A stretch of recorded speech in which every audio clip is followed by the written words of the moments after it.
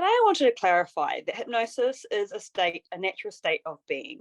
It's a state that we go in multiple times a day. Consider driving up to a red light and sitting there for a period of time when your mind wanders off to consider what's for dinner or what a conversation that you've had earlier on in the day. And then when the light turns green, you are reminded, oh yes, I'm driving my car and I need to go now, and we keep going.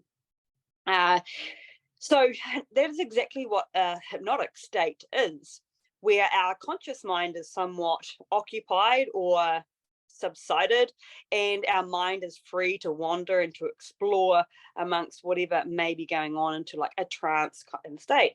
And the most powerful state example of that being is when we are asleep, where the conscious mind has been closed down as best as it can be closed down, and the mind is processing and doing what it is really good at, the unconscious mind. And so when in traditional forms of hypnosis, hypnotherapy, you may have, depending on what you know about hypnosis, you may have experienced, you may have been accustomed to hypnosis being a state where you are somewhat manipulated into going into through suggestions, such as, you are getting sleepier, or you are going deeper and deeper into trance, or like staring at a candle until you get bored to death, but bored into a trance-like state, and your mind can then begin to slow down and shut off. And meditation is another really great one.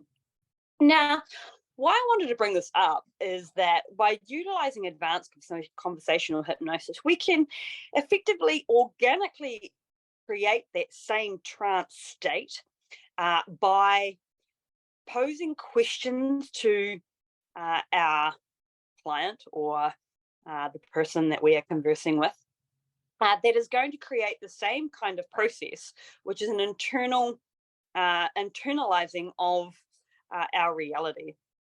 And we do this all the time in every conversation. Sometimes we are aware of, sometimes we may not be aware of the state that we're going into, but you would have all experienced it. Maybe somebody has asked you a question and you've been stumped there with holding on to it, where your mind is trying to search for an answer or trying to create some kind of understanding around it.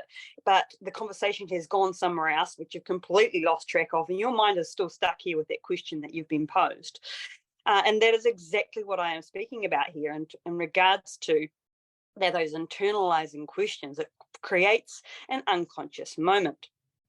And when we are a practitioner or a facilitator of advanced conversational hypnosis, they are the exact cues, responses that we are looking for within our client that has effectively grasped their attention. And we know that it has grasped their attention by the responses that they show us.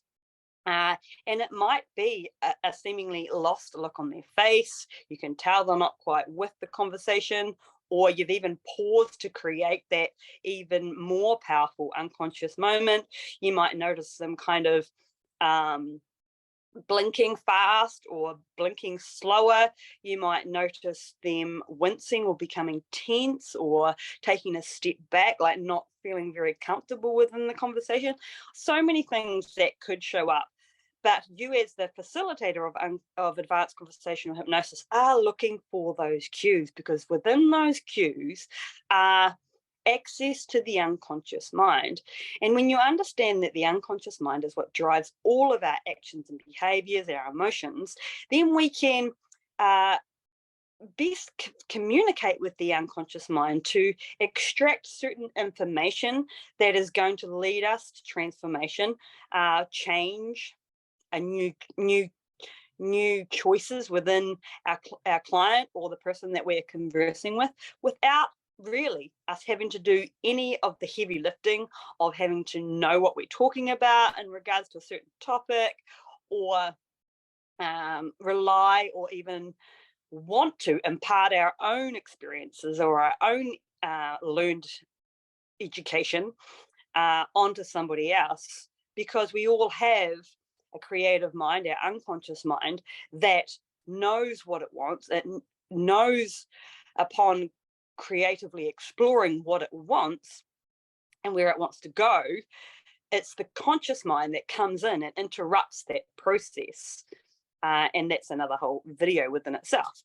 So I hope that brings a little bit of clarity to you about hypnosis and about how advanced conversational hypnosis is utilized within that, within those principles, and how you can apply it within your clients to create long-term sustainable change.